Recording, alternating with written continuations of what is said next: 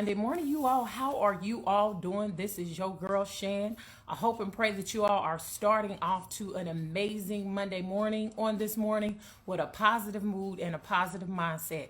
Yes, your girl is out here in some 30-degree weather doing this live on this morning, but I enjoy it because this is my happy place. I'm not going to lie to y'all. I was contemplating on whether or not, because, baby, when Texas gets snow, we act like we don't have any sense. We're just excited. However, I give God all glory, honor, and praise for being able to just wake up this morning, being in my right mind and in my right body.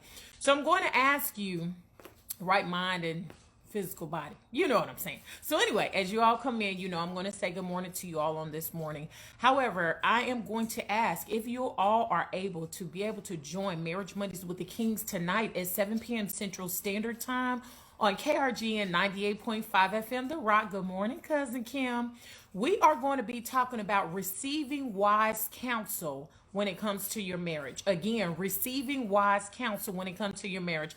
All I'm going to say is, just because individuals have the title does not mean that that is wise counsel for you, okay? So the question of the week is something to the fact of, why do you believe that married couples rather divorce than receive wise counsel? So this is pretty much the question of the week. And so if you all would like to join in, we know we often get questions. We try to streamline it in latter 2020 to try to make it make sense. What's up, KB? What's up, Tasha? How y'all doing as y'all coming in? Just go to our website, www.marriagemondayswiththekings, that's an s.com, and you could go to the listen here tab, and we got all those avenues of how you can listen in to tonight's show. Good morning, Dalisha.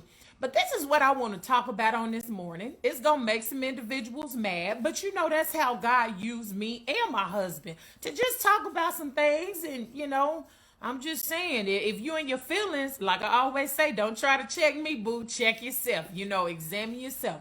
But I'm going to talk about when I think it was something to the fact that when your family treats you like a child, even though you are grown. Good morning, Angelia. Good morning to my other Natasha. When your family treats you like a child, even though you are grown. I know you like, Shan, why are you bringing this up? And let me tell you why. Because this right here, this very thing, as I continue to think on the various things that cause issues when it comes to marriage, this thing right here destroys a lot of marriages. I mean, would you agree? Think on it with me. This thing right here destroys a lot of marriages. Now, let's kind of run through the scriptures, if you will, whatever the case may be. Thank you, Tasha, girl, I'm cold. Hey, Angela. But let's just kind of browse over some of the scriptures with me, right? We know that the word of God says, honor your mother and father. Got that. I all the way got that. But see, where the issue come in, and mind you, me and my husband, we have 3 adult children. We have an adult daughter and 2 adult sons. Is I believe in my heart as parents, when we raise up our children, because the Bible does say, train up a child in the way that they should go, so that way when they get old, they will not depart from it. So when we raise our children up, when they get grown and on their own, then we should be able to release the reins. At that point, we go into prayer for our children. God, keep them covered. God, keep them safe. You know what I'm saying? 2 of our adult children are residing overseas right now. We have one that's here in the state of Texas. And so where the problem comes in when it comes to marriage is the blurring of boundary crossings. That's how I'm going to put it. Some of my counselors on here, you all probably already know where I'm about to go. The blurring of boundary crossings. And this is what I'm saying. There is no way, I'm going to give an example. On God's green earth, I'm going to go into my adult son's house. And just because that's my son, I'm going to try to treat him like a child in his house when he is the king of his house. Because the word of God also says that, but you leave and cleave. You know what I'm saying? You leave your mother and father, even though it's in a male connotation, if you will, but you leave and then you cleave with your spouse. And see, some of the problems that I'm starting to see is that we have some of us parents that you feel that you can just come into your child's house and you can run it like it's your house. But see, this is a thing to get me, and I'm not trying to pick on, my fellow Christians or whatever the case may be, or those who believe in the Bible or God or whatever. But we're not living out the Bible. we're not living out the Bible. Because if we were living out the Bible, if we was truly living the word of God, and in order to live the word of God, you got to read the word of God. And not only read the word of God, you got to get an understanding of what the word actually says. You got to do a 2 Timothy 2:15. You got to study to show yourself approved, and you got to rightly divide the word of truth. And see, this is my thing that I'm seeing. A lot of us, especially us ourselves, that we call us Christians. We say we're Christians. We're not living out the word of God. We're not. Because how are we thinking that when our child leaves and cleave, okay? We got two grown children that are married, okay? I am not going to go into my daughter's house, or I'm not going to go into my son's house and try to rule anything. Why? Because I'm a guest in their house. And see, that's where the boundaries are blurred. That's where then it becomes a lack of respect, because you're not respecting your child's house. And then when your child says something about it, this is what I often hear. Well, I'm your parent. You supposed to respect me. Say what? Come again over? That's what we used to say in the military. Come again over? What you mean? No, because actually you in my house. And not trying to be mean, but you are a guest in my house. Now, I will tell you this. When I have individuals that come into my house, I let it be known. I used to did not do this. This is why I'm speaking on this. And then sometimes it will cause issue between me and my husband in our marriage. Because see, where the blurring of lines happen is where you got outside family. I can't wait till me and Kenya have the show. We're going to go live, y'all, next Monday, just me and Kenya. And we're going to talk about when my title is more important than my marriage. Y'all not ready for that. We're going to bring the smoke the way that God is going to allow us to do it. However, I cannot see myself going into my son's house. I remember we went and we stayed with my son or whatever in his location. One of the things that we taught our children, and this is a king's rule, don't be leaving lights on throughout this house, because you don't pay this electric bill. So basically what we were training them is, if you go into the room, use a light. If you come out the room, turn the doggone light off. But we're not going to be having all these lights on in the house and ain't nobody using it. And it made it even more prevalent because we were staying in Germany, and our German neighbors in an honest conversation was telling us Americans are spoiled and very wasteful. And they not lying. Let the truth be told. We're very spoiled and very wasteful. With that being said, being in my son's house, I was in the bathroom and I walked out real quick to get something out of my bag, and I left the light on. That joker came walking down his hallway, and he looked at the light being left on, and he looked at us like, who left the light on in the bathroom? And I was like, and then I found myself explaining, well, what I was trying to do is I was just trying to go get my stuff out my bag so that way I could, and then I just busted out laughing. And a part of me wanted to say, who you think you talking to? I'm your mama. And it wasn't that he was trying to check me. He was asking a serious question. But then in that, training up a child in the way that they should go, I couldn't get mad at my child, because that's what we trained them to do. You see what I'm saying? That's what we train the king's kids. But see, where we get it messed up is we blur that line. I had no choice but to respect my son's house. You see what I'm saying? But see, a lot of y'all don't want to, tell the truth on this morning. So, hey, Sabrina, how you doing? And see, this is a lot of problems. And I'm just going to keep it real like I always do. You have some parents that you don't have a life. Let's just be honest, boo. You don't have a life, especially my sisters, the mothers. You don't have a life. So what you do is you heavily impose yourself on your child's life, and you're not allowing your child to live. How is that godly? Because again, the word of God says leave and cleave, okay? Because we have to give our children, we train them up. Don't be trying to parent them when they grown. You see what I'm saying? Now, I would never disrespect my elders because I wasn't raised to disrespect my elders. But what I'm learning to do is have a voice and set boundaries. I am learning to let my family know, when it comes to this man's house right here, even though it's all our house, but I plays no games about my husband. This man worked hard for this house. He worked hard for this family. I'll be doggone if any of my family members gonna come up in my house and disrespect my house. Because guess what you can do? You could pack your little bag and get your little happy feet and get your tail right on back on the highway and go back home. See, that's how you set boundaries. You might not have to be as blunt as I am, but I plays no games when it comes to my husband's house. You see what I'm saying? Even though it is all of our home. And so that's where the blurred boundaries happen. So I'm going to talk to my fellow sisters real quick. Quit trying to pull that mama card heart because you don't have no life, sis. Because what we supposed to be doing is we're supposed to be praying for our children. I do cover my children in prayer. You know what I'm saying? We don't have to speak out of our mouth and emasculate our sons. We don't have to talk down to our daughters like trash when they are grown. We were able to live our life, allow them to live their life, allow them to make their mistakes, and you just continue to cover them in prayer and ask God, keep them and protect them. Because guess what? Real mamas, we got that look. Y'all already knew. Y'all grew up with that look. Some of y'all grew up with that look, baby. I don't have to say nothing. But if I felt that my grown child was getting some way sideways, but see, we didn't train our kids up like that. We train our children up to be respectful of adults. But at the same token, we allow them to have a voice. So if my child comes to me and say, mama, or daddy, or whatever the case may be, sit down. Let's talk about it. See, some of us are not going to do that because if our child says something that we don't like, especially when it comes to us, we see it as disrespect.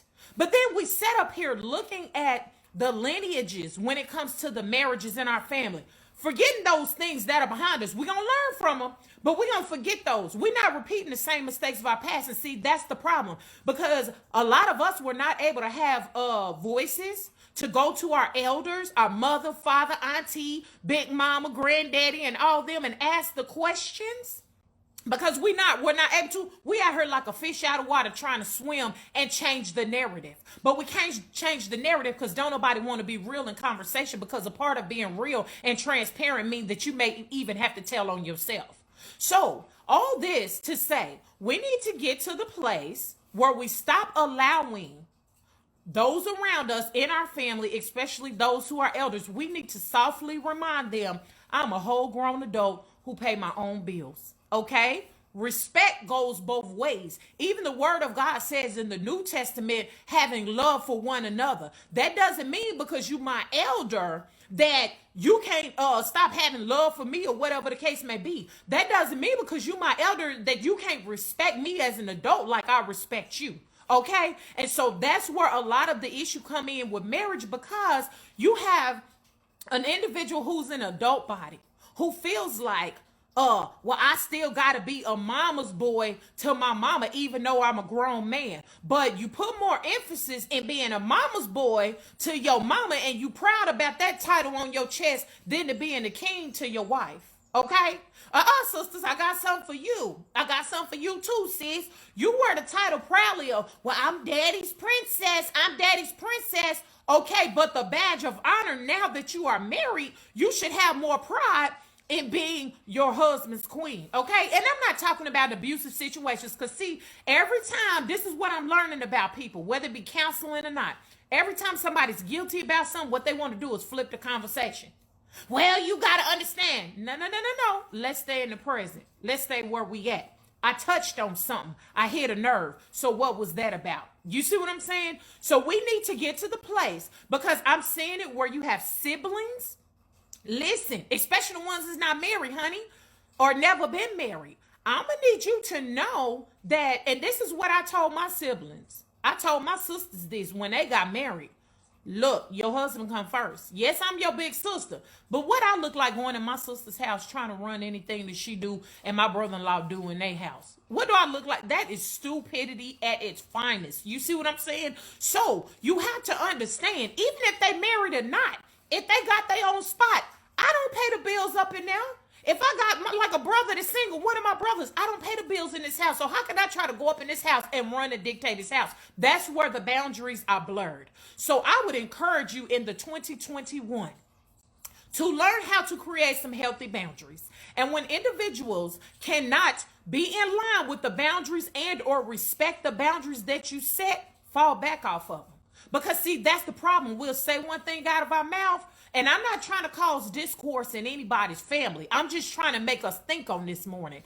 We'll say things out of our mouth, but then when fat meat is greasy, baby, we won't stick to it. And then we sit up here and wonder why we got issues with people respecting us. Now, I'm not a mean person. I love people. I love to see people succeed. I am your biggest cheerleader in whatever you're doing in life, and I'm covering you in prayer. That's how I get down. But one of the things, my rules, one of my boundaries is do not disrespect me. And that goes for anybody because I know I show respect. And that's the problem when it comes to the boundary blurring, the lack of respect, because in the older person's mind or in the sibling's mind or whatever, you're still looking at this, your sibling, your brother, your sister, your daughter, your son, as if they're that little child. Because I've had family members say that, well, do you know who you talking to? I'm your so-and-so. But what I'm going to need you to do, though, is bring down the tone, though. That's what I'm going to need you to do. Because I'm a whole grown woman and I pay my own bills. You see what I'm saying? I don't come to you for nothing. I don't ask for nothing. So, not trying to sow discourse. I just want us to think about something.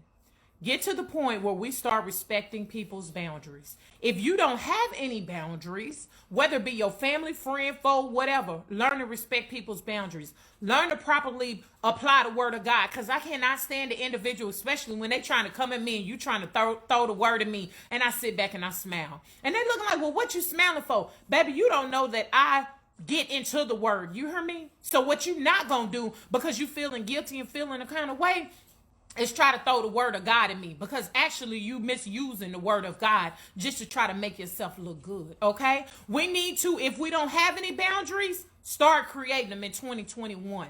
If you don't know what that look like, hey, like I said, don't disrespect our house. You come to our house, you know, you got to take your shoes off at the front door. That's our rule. That's a boundary.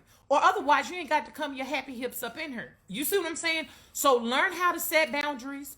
Learn how to stick to them. Know the individuals is not going to like the boundaries that you set because it's going to make them feel uncomfortable. But that's okay. Protect your peace. Learn how to protect your peace. You see what I'm saying? This house, the king's house, is peaceful. You're going to come, you're going to eat, you're going to laugh, you're going to relax. If you want to go to sleep, we got you. Hey, if you need a blanket, what we doing here? If you want to play games, we do it all. But what you're not going to do is bring your tomfoolery up in our house. That's another boundary. So when your family or whomever is looking at you like you still that little kid, please don't allow the little kid in you to subject yourself and dumb yourself down. Walk around like a whole adult, because that's what we are. So join us tonight, Marriage Mondays with the Kings, on KRGN 98.5 FM, The Rock, where we are going to be talking about at 7 p.m. Central Standard Time, receiving wise counsel when it comes to your marriage. What does that look like, okay? What is wise counsel? Baby, we about to be bringing the hammer the way that God see fit. So your girl's not going to be on next week, even though me and Mr. King will be going live next week at 7 p.m. for our radio show on Facebook and YouTube. But I won't be on in the morning because I'm going to take my little time off and give me some sleep.